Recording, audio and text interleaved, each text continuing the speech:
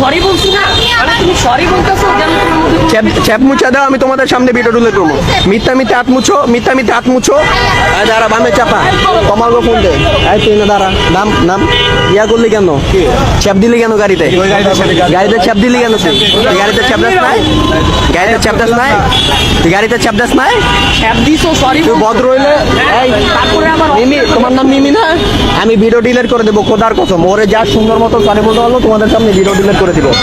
হ্যাঁ তুই ইয়া করলি কেন গাড়িতে? মুছ, এদিকে আয়, চ্যাপ দে, এদিকে আয়, এদিকে আয়, এটা মুছ মুছ, এই গাড়ি মুছ, গাড়ি মুছ।